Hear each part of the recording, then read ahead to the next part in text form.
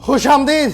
शाम के 5 बज चुके हैं और आप देख रहे हैं 5 का 5। मैं हूं आपका मेजबान इशफाक गौहर। हर 5 बजे शाम आपके सामने आते हैं और कोशिश करते हैं हर छोटी बड़ी खबर से आपको बाखबर करें। ना सिर्फ जम्मू कश्मीर से मुंसलिक खबरों से आपको बाखबर करें, बल्कि दुनिया भर के अंदर क्या कुछ चल रहा है उस हवाले से भी हमारी गहरी नजर रहती है।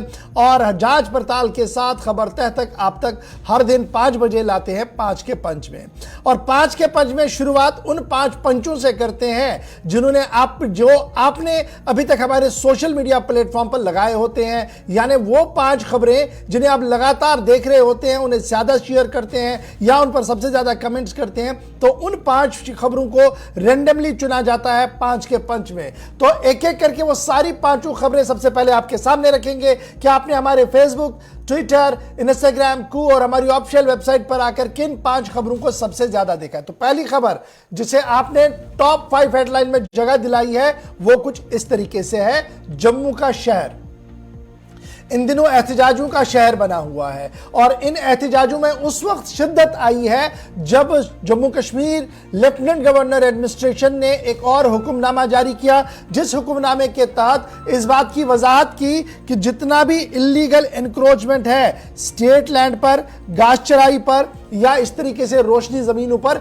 31 जनवरी तक उसको खाली करना होगा। और ऑर्डर सामने आने के बाद पहले डिस्ट्रिक्ट हेडक्वार्टर्स और तहसील हेडक्वार्टर्स पर हमने एहतजाज देखे। आज जम्मू शहर के अंदर मुख्तलिफ सियासी जमातों की तरफ से मोर्चा संभाला गया था। पीपल्स डेमोक्रेटिक पार्टी ने भी एहतजाज करने की कोशिश की, कांग्रेस के युवा मोर्चा ने भी एहतजाज किया। इसके साथ साथ एहतजाजों की जब बात आई तो डेमोक्रेटिक आजाद पार्टी भी आज मैदान में कूदी और पहला प्रोटेस्ट रजिस्टर उन्होंने कराया और साफ किया कि इस तरीके के अहकामात से अवाम और इंतजामिया के बीच तालमेल होने के बजाय दूरियां बढ़ जाती है। इधर खबर यह है कि कल से डीएपी के रजाकार और कारकुन जिला हेडक्वार्टरों पर एहतजाजी धरने देंगे, डिप्टी कमिश्नरों को यादाश्त भी सौंपने की कोशिश करेंगे।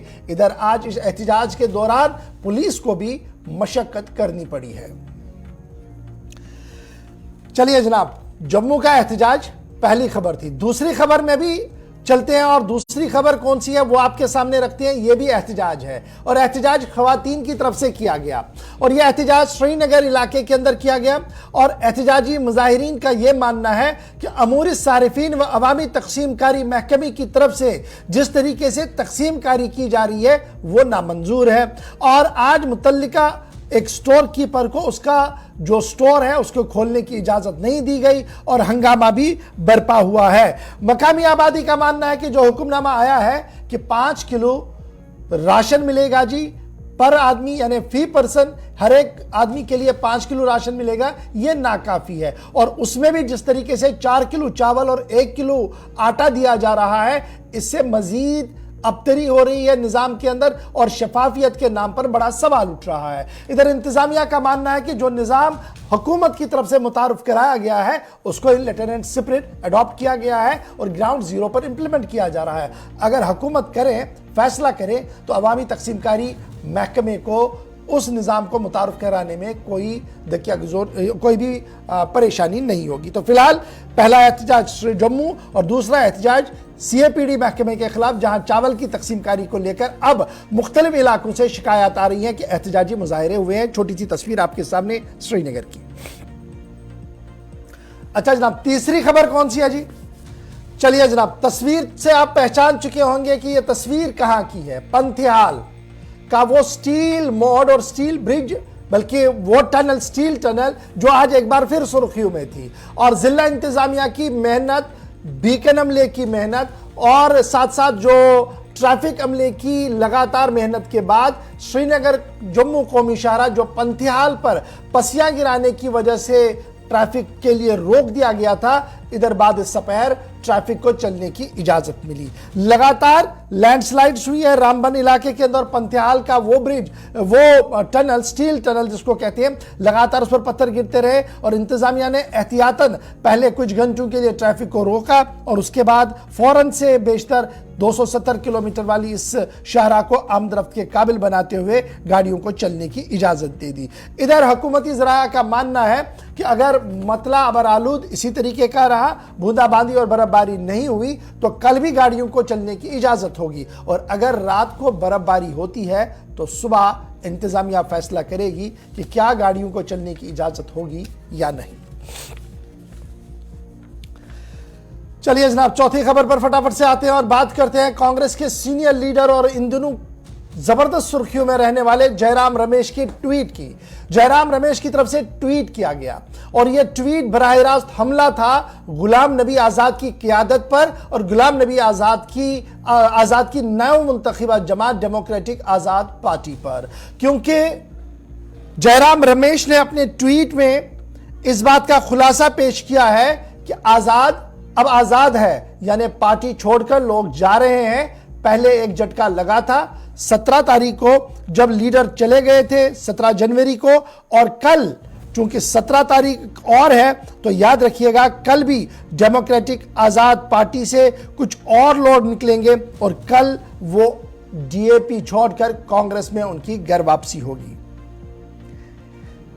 जयराम रमेश का ट्वीट आया है गुलाम नबी आजाद की पार्टी को लेकर और पेशन गोई की गई है कि कल एक बहुत बड़ा झटका लगेगा गुलाम नबी आजाद को, क्योंकि मजीद लोग पार्टी छोड़कर चले जाएंगे, अगरचे अभी इस पर कोई रिएक्शन नहीं है। चलिए जी, पांचवी में आप देख रहे होंगे लॉ मिनिस्टर साहब को, और लॉ मिनिस्टर साहब आज इसलिए सुर्खियों के अंदर है क्योंकि कॉलेजियम पर उनकी तरफ से दोबारा से बात रखी गई है। और मरकजी वजीर बराए कानून किरण रिजिजू साहब ने chief justice of India DY Chandrachud को आज एक खत लिखा है, और यह खत continuation of the last year खत जो लिखा गया था उसके कंटिन्यूएशन में है, जिसमें उन्होंने यह साफ कर दिया है कि कॉलेजियम सिस्टम जो मुतारुफ कराया गया है, सरकार चाहती है कि इस सिस्टम में सरकारी अमल दखल भी हो और साथ साथ जो सिस्टम है कि नेशनल जुडिशियल अपॉइंटमेंट कमीशन जो है वो काम करे और उसी तरीके से जज अपॉइंट हो। सरकार आज भी इस मौके पर है और जिस तरीके से कॉलेजियम सिफारिशात कर रही है इससे दस्तबरदार होना चाहिए। यानी सरकारी मौका एक बार फिर किरण रिजिजू साहब ने दिया है। सीजीआई और लॉ मिनिस्ट्री के बीच इन दिनों काफी ज्यादा मामला इस पर छिड़ा हुआ है कि क्या कॉलेजियम की सिफारिशात ही मिनो अन होनी चाहिए, या जो सिस्टम है कि जज को अपॉइंट करने के लिए जो कमीशन है एनजेएसी उसको फाल मुतहरिक बनाकर जजों की तकर्रुरी और अपॉइंटमेंट करनी चाहिए थी। तो ये थी जनाब 5 खबरें जो अभी तक आप लगातार देख रहे थे।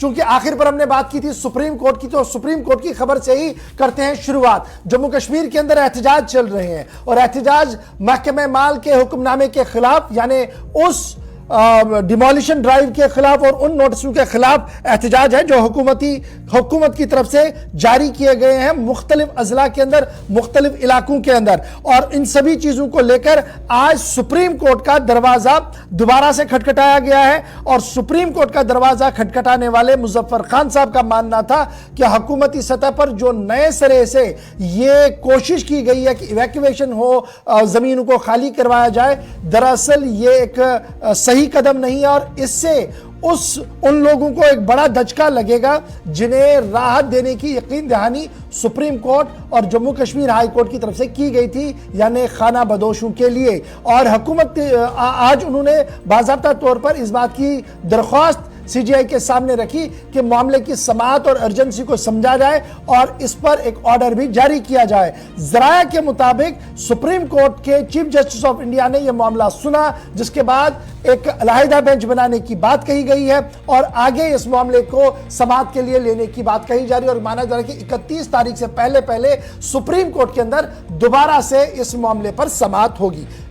याद रखिएगा, इससे पहले भी रोशनी एक्ट को लेकर एक समाअत चली सुप्रीम कोर्ट के अंदर और वहां पर यह बात सामने आई कि मामला हाई कोर्ट का है, तो हाई कोर्ट से कहा गया कि आप उन सभी लिटिगेशंस को देखें। वहां पर अभी समाअत चल रही है, गवर्नमेंट का भी एक रिव्यू पिटीशन वहां पर है और इस बीच ऑर्डर पे ऑर्डर भी जारी हो रहे हैं। जरा इसको डिकोड करने की कोशिश करते हैं कि आज सुप्रीम कोर्ट ने क्या कहा। सुप्रीम कोर्ट की जो हियरिंग शुरू हो रही है इसका और जो ऑर्डर जारी हो रही है डिमोलिशन का, इसका टकराव तो कहीं नहीं है। इसको समझने की कोशिश करेंगे और यह समझाने के लिए मेरे साथ आज वही वकील साहब है, justice former justice Muzaffar Khan साहब, जिन्होंने बाज़ाब्ता तौर पर इस केस की समाअत अपने हाथ में ली है और लगातार व्यू पॉइंट रख रहे हैं जी अदालत के सामने कि किस तरीके से हुकूमती फैसला सही नहीं है और कानून के साथ ये टकराव है।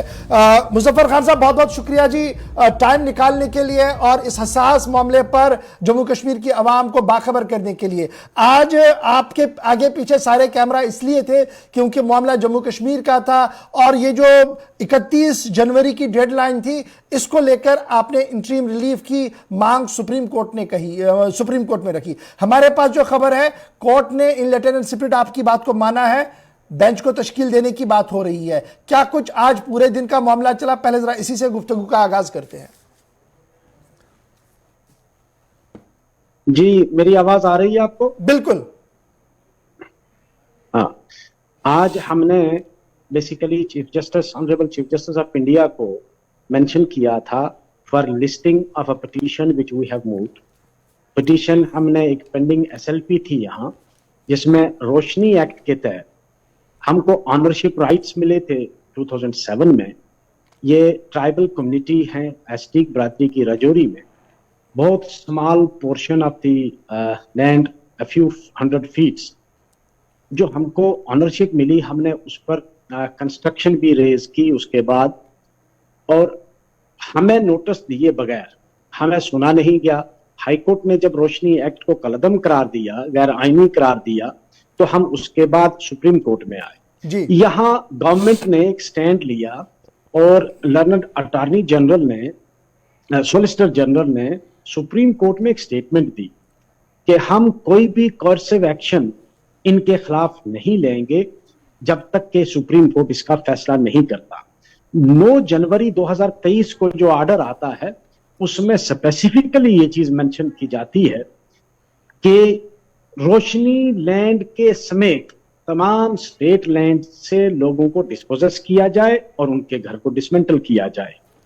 तो ये एक बहुत ही जाबराना और जारहाना कार्रवाई थी। मैंने उसके खिलाफ यहाँ सुप्रीम कोर्ट में एक पिटीशन दायर की है। होपफुली ये लिस्ट होगी और हमारी सुनवाई की जाएगी।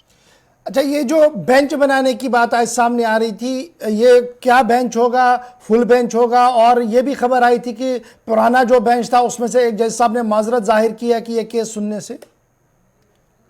हाँ, जब पिछली डेट को ये लगा था दिसंबर 2022 में ये केस लिस्ट हुए थे, जब ये 5-10 पिटीशंस हैं, ये जब लिस्ट हुई थी तो honourable justice Sanjiv Khanna due to personal reason he recused, तो उन्होंने फिर वापस कर दी थी ये पिटीशन सारी ऑनरेबल चीफ जस्टिस को कि subject to the approval of the honourable chief justice ये किसी दूसरे बेंच के पास लगाई जाए। उसी वजह से चीफ जस्टिस साहब ने कहा कि मैं एडमिनिस्ट्रेटिव साइड पे इसको देखूंगा और उसके बाद इसको मैं किसी बेंच को असाइन करूं। अच्छा खान साहब, ये भी आप समझाइएगा, एक तरफ से सुप्रीम कोर्ट में लड़ाई है, एक तरफ से जम्मू कश्मीर लद्दाख हाई कोर्ट के अंदर लड़ाई चल रही है, और दूसरी तरफ से एनक्रोचमेंट हटाने की मुहिम भी शिद्दत के साथ जारी हो चुकी है। नोटिसों के बाद डिमोलिशन ड्राइव आज हमने देखा जम्मू के कई इलाकों के अंदर शुरू भी हो गया है। क्या ये मुतनाज़ तो नहीं है, क्या ये टकराव तो नहीं है जुडिशरी और एडमिनिस्ट्रेटिव पार्ट पर? क्योंकि इस तरीके की भी बातें सामने आ रही हैं, तो आप इस पर बेहतर व्यू पॉइंट रख सकते हैं। बिल्कुल गलत है ये। आपने खुद ही रोशनी की जो रिव्यू पिटीशन है, जिसमें government of Jammu and Kashmir ने एक रिव्यू पिटीशन भी फाइल की हुई है, और खुद ही वो कहते हैं कि हम जितने जो स्मॉल होल्डिंग्स हैं, जो बोनाफाइडी लोग हैं, जो लोग पिछले कई सालों से सरकार की जमीन पर थे और रोशनी एक्ट के तहत अगर उनको ऑनरशिप दे दी गई है तो हम उनको एग्जेम्प्ट करेंगे। अभी गवर्नमेंट ने ना तो उस पॉलिसी पर कोई डिसीजन लिया, ना ही रिव्यू कोर्ट ने अभी कोई फैसला सुनाया है।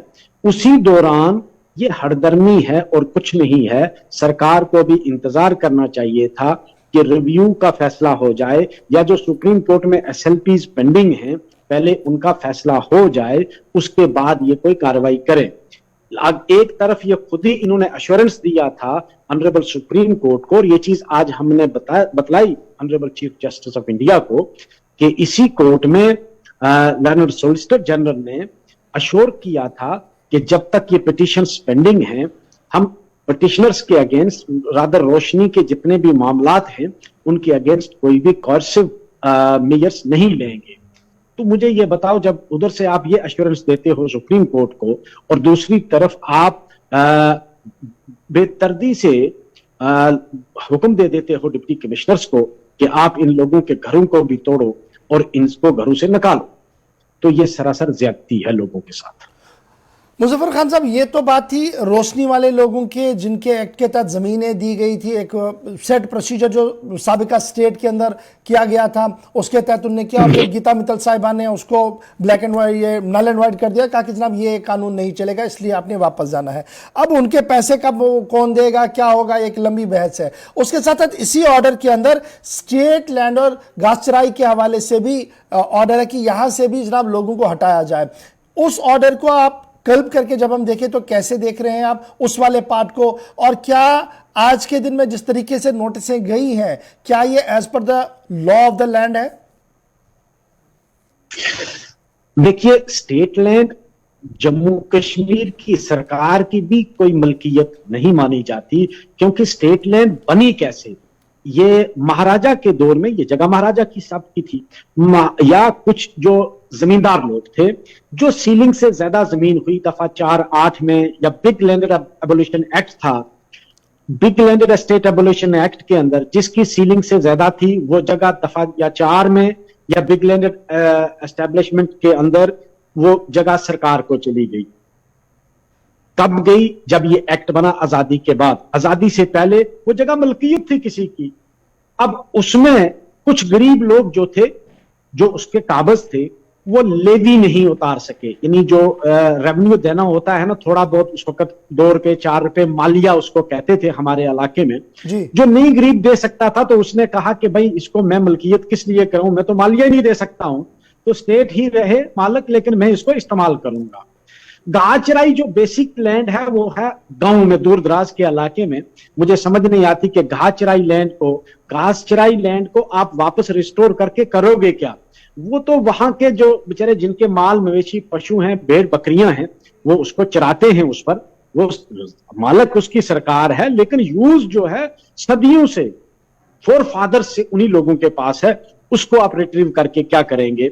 मुझे ये बताओ, जिस आदमी ने स्टेट लैंड पे पिछले जो 1 सदी से है वहां उसने अगर एक अपना झोंपड़ा बनाया है, आज उसका आप झोंपड़ा तोड़ोगे वो तो हार्ट अटैक से मर जाएगा। और ऐसा हुआ, आपने सुना होगा कि सुरनकोट में जब उसको पता चला कि मेरी जो एक झोंपड़ी है छोटी सी, ये भी जो है गिराने वाले हैं, तो उस आदमी को जो ही इसका नोटिस किया तो उसका हार्ट अटैक हुआ।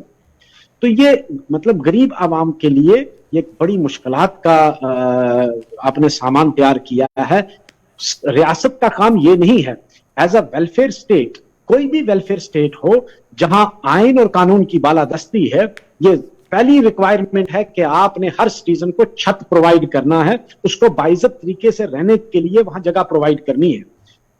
ये हुकूमत का काम नहीं है कि तुम लोगों के लिए परेशानियां करिए। ठीक है मुजफ्फर साहब, एक आखिरी चीज जो आपसे जानना चाहूंगा, चूंकि आप अदीमुल फुर्सत है, सुप्रीम कोर्ट से कितनी उम्मीद आपकी है और कब तक ये नेक्स्ट हियरिंग एक्सपेक्टेड है? इस हवाले से जो आपका स्पेशल आज दरख्वास्त चली गई थी, मेंशन था। उम्मीद है सुप्रीम कोर्ट कम से कम इस चीज का तो कॉग्निजेंस उन्होंने लिया है कि हम जो लोग हैं, हमने तो एक अच्छी खासी अमाउंट हमारे स्टैंडर्ड के मुताबिक हमने, मतलब किसी ने ₹1,00,000 दिया है, किसी ने ₹50,000 जमा करके हमको मलकियत मिली है। हमारे पैसे की किसी को परवाह नहीं, वो पैसा कहां गया? वो पैसा गवर्नमेंट के ट्रेजरी में जमा हुआ, उसके बाद हम मालिक बने। हमारी उस चीज को किसी ने डिसाइड ही नहीं किया और आपने हमारी मलकियत को कैंसिल करके हमको आज कहते हो आप डिस्पोजेस करेंगे, हम आपके मकान तोड़ेंगे। तो ये तो सरासर ज्यादती है। हमें उम्मीद है कि सुप्रीम कोर्ट इस पर सुनेगा। सुनवाई करने के बाद हमें उम्मीद है कि हम दर्दाना तरीके से हमारे हक में इस पर फैसला करेगा। रहा सवाल कब तक लगता है, वो ऑनरेबल चीफ जस्टिस साहब को आज हमने मेंशन किया है, उन्होंने नोटिस ले लिया इसका और हमारी वो पिटीशन भी जो है वो रखी है। उन्होंने कहा कि मैं बेंच बनाऊंगा, क्योंकि पहले एक जज साहब ने रिक्यूज किया है, तो अब नया बेंच बनाना पड़ेगा। बहुत बहुत शुक्रिया एडवोकेट मुजफ्फर खान साहब सुप्रीम कोर्ट से ज्वाइन करने के लिए। और आज सुप्रीम कोर्ट के अंदर क्या कुछ हुआ है, किस तरीके की कार्रवाई हुई है, उस पर गुफ्तगू करनी और ये बताने के लिए कि क्या कुछ है पूरा मामला और किस तरीके से ये आगे चल रहा है। बढ़ते हैं जी आगे, जरा एक और बड़ी खबर की ओर चलते हैं और बात करते हैं इलेक्शन कमीशन ऑफ इंडिया की, क्योंकि इलेक्शन कमीशन ऑफ इंडिया के दफ्तर में आज सुबह से एक मीटिंग चल रही है और यह मीटिंग रीजनल और नेशनल पार्टीज को लेकर आज बुलाई गई थी। और उस मीटिंग के अंदर इलेक्शन कमीशन कुछ नई बातें रख रहा था उन लोगों के लिए जो मजदूर है या बैरून रियासत रहते हैं, वो वोट कैसे डालें, और उनके लिए एक रोबोट सिस्टम की बात सामने रखी जा रही थी।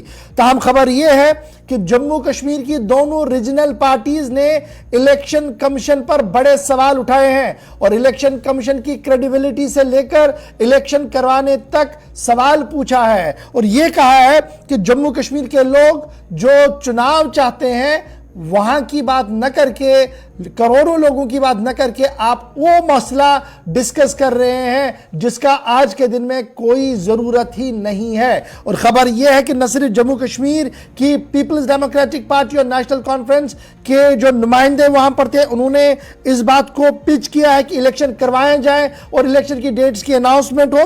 बल्कि खबर यह है कि नेशनल हुकअप पर भी कुछ पार्टियों ने जम्मू कश्मीर की दोनों रीजनल पार्टीज के मौकफ की हिमायत करते हुए अपनी बात सामने रखी है। सीधे चलेंगे रहमत कलीम के पास जो इस खबर पर मजीद अपडेट करेंगे, क्योंकि मीटिंग अभी जारी है। जराया क्या कुछ कह रहे हैं, सीधे रहमत के पास। रहमत, जरा अपडेट कीजिएगा कि इलेक्शन कमीशन ऑफ इंडिया के दफ्तर में मीटिंग तो थी एक सिस्टम को लेकर, लेकिन मामला उठा जम्मू कश्मीर का भी। क्या कुछ लेटेस्ट डिटेल्स आपके पास?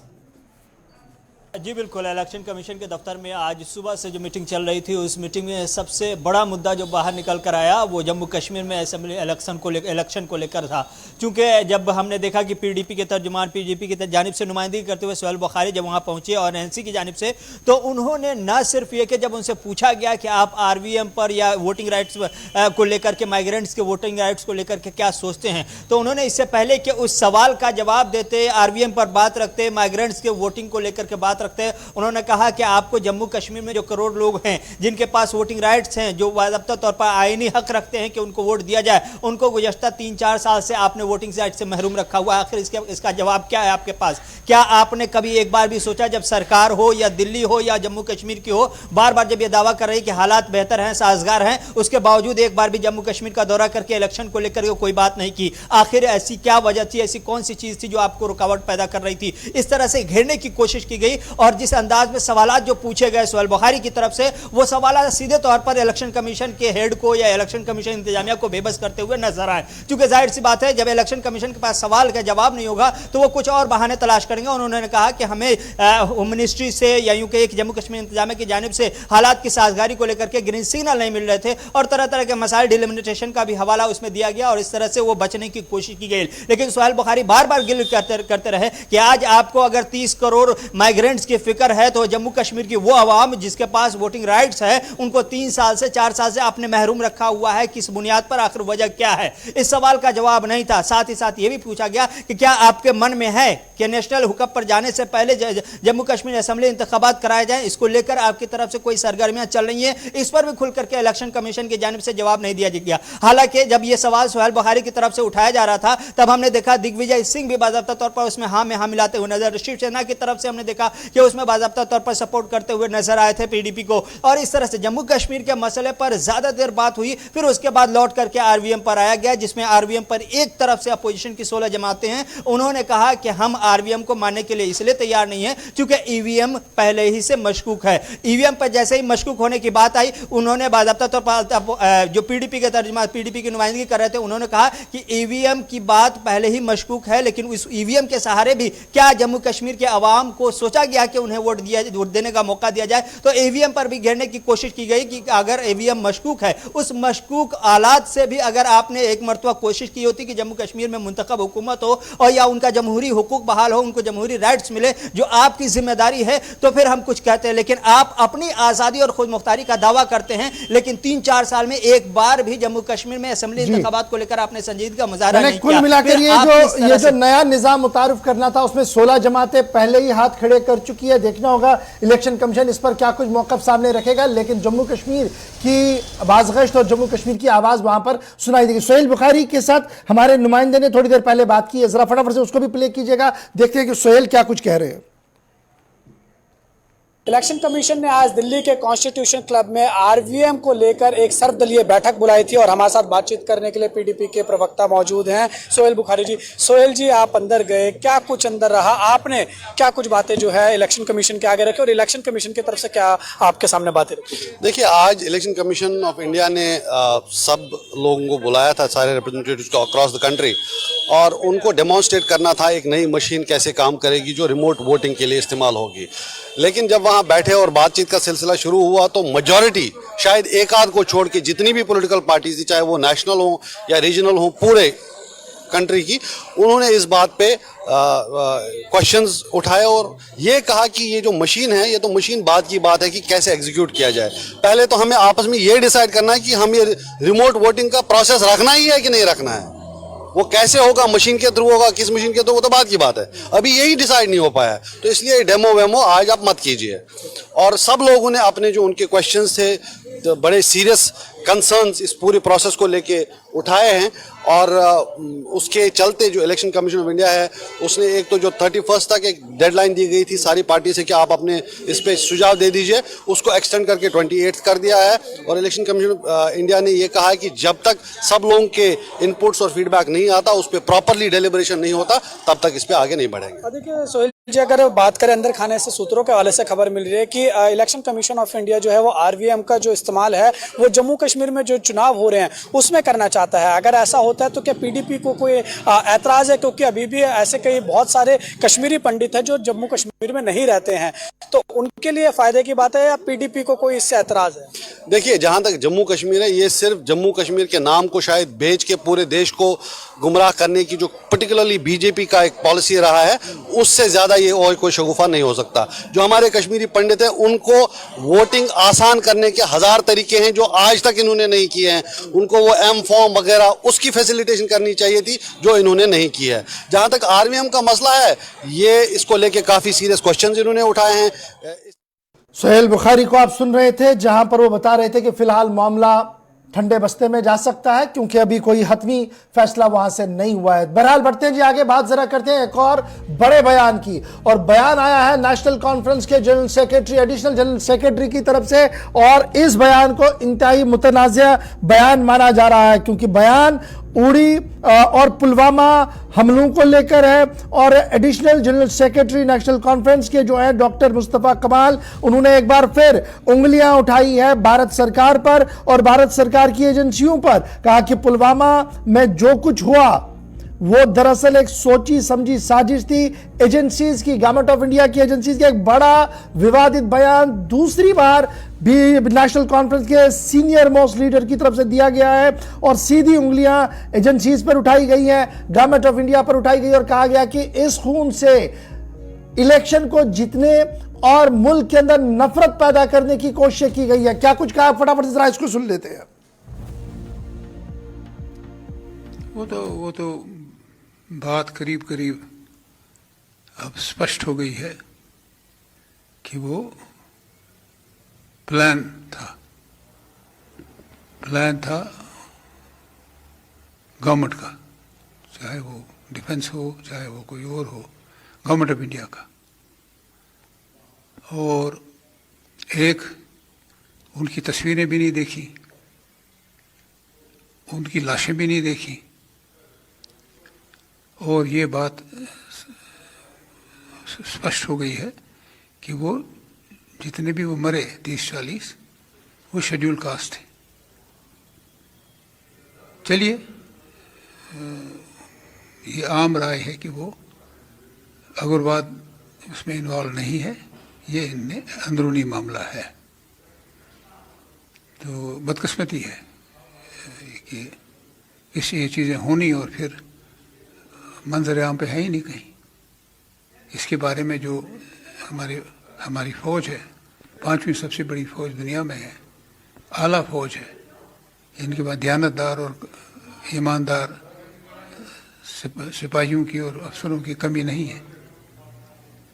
तो ये चीज़ें अभी क्लैरिफाई नहीं हुई हैं। फिर ट्रूथ एंड रिकन्सिलिएशन कमीशन हमने बहुत दफ़ा, हमारी तंजीम ने, बिलखुसूस डॉक्टर फारूक अब्दुल्ला ने जो सदर हैं हमारी तंजीम के, कि सच्चाई और मफाहमत का commission, truth and reconciliation commission कायम किया जाए। ख़ास करके जो मिलिटेंसी हुई है 90 से ज़ोर शोर से, और कई इलाका है नहीं है जो इसे इसके असर में नहीं आया, वो भी नहीं आज तक हो रहा है।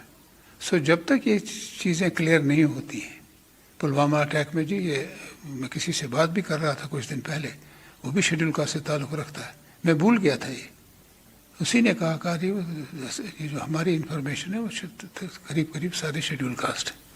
ये रहा इस पे, और ये मुखलिस नहीं है, आग लगाई हुई है जिसने भी लगाई। अगर इसमें ट्रूथ एंड रिकन्सिलिएशन कमीशन आता है एट द नेशनल लेवल तो सारी चीज़ें क्लियर हो जाएंगी। हमारे 40 सिपाहियों की, फौज की, हिंदुस्तानी फौज की इस तरीके से मारे जाएं, और उस जगह मारे जाएं जिसके दाएं बाएं दूर दूर तक कोई गांव भी नहीं था, छुपने की जगह भी नहीं थी, कोई जंगल होता, दरख्तों के बीच में भाग जाता, गांव होता, बस्ती होती, गली कोचों में से निकल के भाग जाता, वहाँ बिल्कुल कुछ नहीं था। शाली बयान आप सुन रहे थे डॉक्टर मुस्तफा कमाल का। पहली बार नहीं, आज जरा ठोक कर फिर से उन्होंने ताल भरी और यह कहा कि पुलवामा में जो कुछ हुआ यह दरअसल एक सोची समझी साजिश है, और फिर इसमें भी शेड्यूल कास्ट, शेड्यूल ट्राइब और दीगर चीज़ों को गिनवाने की उनकी तरफ से कोशिश की गई है। रिएक्शन आना शुरू हो गए हैं, लेकिन सबसे पहले जरा चलते हैं अनिल गौर साहब, दिफाई तज्जिया निगार हमारे साथ है। अनिल गौर साहब, बयान आपने सुना होगा जी, एडिशनल जनरल सेक्रेटरी हैं एक बड़ी जमात के, नेशनल कॉन्फ्रेंस के, फारूक अब्दुल्ला साहब के भाई भी हैं, ऐसे बड़बोले बयानों के लिए काफ़ी मशहूर भी है। लेकिन ये जो बयान आज आया है, इसे किस तरीके से देखा जाए और कितना ख़तरनाक बयान है ये? गौर साहब, ऐसा है, ये जो जमात है नेशनल कॉन्फ्रेंस, और जिनके ये एडिशनल जनरल सेक्रेटरी और इनके जो प्रधान भी है, वो ऐसे बयानों के लिए माने जाते हैं जब उनके पास कुर्सी नहीं होती, जब पावर नहीं होती, तो ऐसे बयान देते हैं ये। मैं तो ये एक हास्य मजाक का बयान समझता हूं कि जिसका सिर पैर ही नहीं है। पहली बात तो ये कहते हैं कि वो जो 40 थे वो शेड्यूल कास्ट थे, इनको पहले उनकी पूरी शनाख्त कर लेनी चाहिए, वो लिस्ट की जो सीआर, और वो फौज के नहीं थे, वो सीआरपीएफ के थे। सेंट्रल रिजर्व पुलिस और फौज और आर्मी के अंदर फर्क है, पहले तो इनको ये भी जानना चाहिए। तीसरी बात जो ये कहते हैं ट्रूथ एंड रिकन्सिलिएशन कमीशन की, मैं कहता हूं बिल्कुल बैठानी चाहिए। उसमें पता लग जाएगा कि यूसुफ शाह को सलाउद्दीन किसने बनाया, कि 87 की इलेक्शन रिग किसने की, ये मिलिटेंसी कौन लाया, ये नेशनल कॉन्फ्रेंस लाई, उसका ये जवाब नहीं दे सकते। और जो ये बातें कहते हैं, ये हमेशा ऐसी बातें उठाएंगे जब इनको पता है कि भाई हमारा जो है वहां पे दामोदार जो है, जब इनके ऊपर उंगलियां उठनी शुरू हो जाती है तब। और ये मुस्तफा कमाल, ये वही शख्स हैं जिन्होंने जनरल जसवाल को कहा था कि जी मेरे को जेके जम्मू कश्मीर पुलिस की गार्ड नहीं चाहिए, क्योंकि मैं उन पर विश्वास नहीं करता हूं, मेरे को चाहिए फौज की, क्योंकि मैं सिर्फ फौज के साथ हिफाजत में हूं, बाकी किसी के साथ नहीं हूं। तो ये तो ऐसे इंसान है, तो ये बोलते रहेंगे। तो मेरे को लगता है इनकी जब बातों के ऊपर ना ज्यादा गौर नहीं करना चाहिए, बल्कि इनको तो इनकी जो बयान है इनको तो दिखाना भी नहीं चाहिए, ये क्योंकि ये चाहते हैं कि ऐसे बयान देके ये लाइमलाइट पे आए। पर सवाल उठाना, फौज पर या सिक्योरिटी एजेंसीज पर सवाल उठाना, और ये कहना कि जनाब ये देश के अंदर सिर्फ इसलिए किया जा रहा है क्योंकि इलेक्शंस होते हैं। और नहीं, एक और चीज जो बड़ी इन्होंने बात की कि ये साजिश है, किसकी साजिश है, ये गवर्नमेंट ऑफ इंडिया की। आप मेरे को बताइए, एक सुसाइड बॉम्बर वहां पे जाके उसने किया, उसकी सारी चीजें सामने आई हैं। ये इसके साथ में वो एक दूसरी जमात है पीडीपी की, वो भी ऐसी बातें करते हैं, और उनका जो खास जो उनका यूथ आइकॉन था, जो उनका राइट हैंड एड था, वो अभी तक परे अभी भी अंदर है, उसको जमानत नहीं मिल रही हाई कोर्ट से, क्योंकि वो जब बुरहान वानी के जब किस्सा हुआ उसके अंदर वो पाया गया कि उसी ने पैसे दिए लोगों से, सारे भड़काऊ चीजें की हैं। तो मैं तो कहता हूं ट्रूथ एंड रिकन्सिलिएशन कमीशन बिल्कुल बैठना चाहिए, ताकि अनिल गौर साहब, मैं दोबारा आपके पास लौटूंगा। मेरे साथ अल्ताफ ठाकुर साहब भी हैं, भारतीय जनता पार्टी के तर्जुमान भी हैं जम्मू कश्मीर से। बहुत शुक्रिया अल्ताफ साहब ज्वाइन करने के लिए। एडिशनल जनरल सेक्रेटरी है नेशनल कॉन्फ्रेंस के, फारूक अब्दुल्ला साहब के भाई है, साबिक वजीर है, कानूनी दावपेच भी जानते हैं और सियासत के अंदर किस तरीके से बयान दिए जाते हैं काफ़ी माहिर है। लेकिन ये जो बयान है, क्या ये सिर्फ सियासत है या सियासत के अंदर कुछ और चीज़ें भी आपको नजर आ रही हैं जो इंतहाई खतरनाक भी हो सकती हैं? देखिए, बहुत खतरनाक बयान है ये। डॉक्टर मुस्तफा कमाल साहब का बयान नहीं, ये नेशनल कॉन्फ्रेंस की सोच है। नेशनल कॉन्फ्रेंस क्या सोचती है देश की आर्मी के लिए, और नेशनल कॉन्फ्रेंस के जरिए अब मुस्तफा कमाल साहब भारत की एकता, भारत की अखंडता और भारत की उस फौज पे उंगली उठा रहे हैं जिसके साए में मुस्तफा कमाल, डॉक्टर फारूक साहब और उमर साहब 24 घंटे रहते हैं। आपको ये नई कोई बात नहीं है कि जो पाकिस्तानी प्रेम नेशनल कॉन्फ्रेंस के लिए वो कोई नई बात नहीं है। मैं आपको एक पुराना किस्सा याद आपको दिलाता हूं। देखिए, जब जुल्फकार अली भुट्टो साहब की फांसी पाकिस्तान में हुई, रिएक्शन पाकिस्तान में नहीं होनी चाहिए थी, लेकिन रिएक्शन कहां हुई? रिएक्शन जम्मू कश्मीर में हुई, क्योंकि यहां नेशनल कॉन्फ्रेंस की गवर्नमेंट थी। यहां लोगों के घर उन्होंने जलाए, यहां कुरान शरीफ उन्होंने जलाया, यहां उन्होंने इस्लामी दरगाहें जलाए। ये पाकिस्तान के दोस्त है, पाकिस्तान को किसी न किसी तरीके से मदद करना चाहते थे, इसलिए इन्होंने देश की इस सिक्योरिटी फोर्सेस, देश की आर्मी पे उंगली उठाई और पाकिस्तान की दहशतगर्दी जो पिछले 32 सालों से जम्मू कश्मीर में चल रही है, चाहे लश्कर तैयबा हो, चाहे जैश मोहम्मद हो, चाहे हिजबुल मुजाहिदीन हो, सलादीन हो, उसको भी यही बनाने वाले हैं। लेकिन इनको पाकिस्तान की दहशतगर्दी दिखाई नहीं देती है। इनको सिर्फ भारत की फौज, भारत की एकता, भारत की अखंडता पे उंगली उठाने के लिए ये एक ना एक तरीके से हमेशा वार करते हैं। और मैं जी कंटिन्यू करें सर, कंक्लूड करें अपनी बात को। देखिए, ये एक नेशनल कॉन्फ्रेंस की तरफ से एक नई पॉलिसी है। मैं इसको मुस्तफा कमाल साहब का जाती बयान नहीं, इलेक्शन आने वाले हैं, इलेक्शन के लिए ये नेशनल कॉन्फ्रेंस का एक ट्रेंड हो सकता है, एक पॉलिसी हो सकती है कि देश की सिक्योरिटी पे उंगली उठाओ, देश की एजेंसी पे उंगली उठाओ। मुस्तफा कमाल साहब 44 जवान हमारे शहीद हुए लधपुरा में, और आप उन शहीदों की शहादत पे उंगली उठा रहे, आप तौहीन कर रहे हैं उन शहीदों को।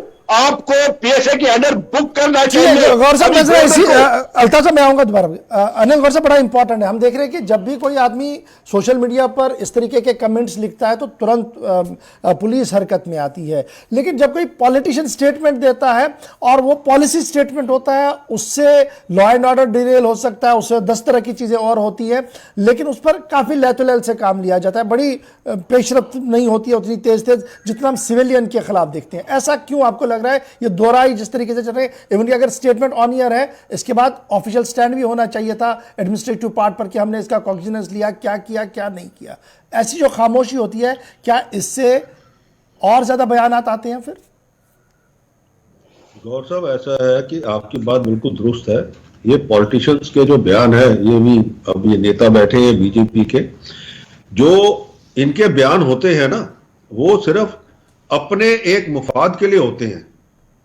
वो सिर्फ चाहते हैं कि भाई अब वो उसी हिसाब से देखते हैं कि अच्छा अब इलेक्शन आने वाली है तो हम ये बयान देंगे तो उसके अंदर ये हमें फायदा होगा। इधर आगे क्या होगा, बीच में जातियों के बीच में, लोगों के बीच में, उसके देश की अखंडता के बीच में, उससे उनको कोई मतलब नहीं। उनको मतलब सिर्फ अपनी कुर्सी से है। वो जो उनकी शॉर्ट साइटेडनेस है, आज हमारा देश, इसीलिए मैं कहूंगा कि हम 75 सालों में अभी तक हमारा देश जो है ये बटा हुआ है उसी हिसाब से। आप किसी भी कोने में चले जाइए, हमारे जितने जो 29 स्टेट्स हैं हमारे, आप उनको देख लीजिए, उसके अंदर यही चल रहा है सारी जगह। और अफसोस की बात यह, आपकी बात बिल्कुल दुरुस्त है। मैं कहता हूं क्यों नहीं कॉग्निजेंस लेके इनके खिलाफ FIR दर्ज की जाए और इनको अंदर किया जाए। एक दूसरी बात, अब ये एक और चीज है हमारे, देखिए लॉ के अंदर ये है कि जब तक एक आदमी प्रूवन गिल्टी नहीं होता तब तक उसके खिलाफ कार्रवाई नहीं हो सकती। अब हमारा देश का कानून इतना अच्छा है कि वो उसकी ट्रायल जो है ना वो 50 साल लग जाएंगे, पर वो उसके जब तक उसका नतीजा आएगा तब तक वो बेचारा मर भी जाएगा, सब कुछ होगा, उसके बाद में उसका नतीजा आएगा।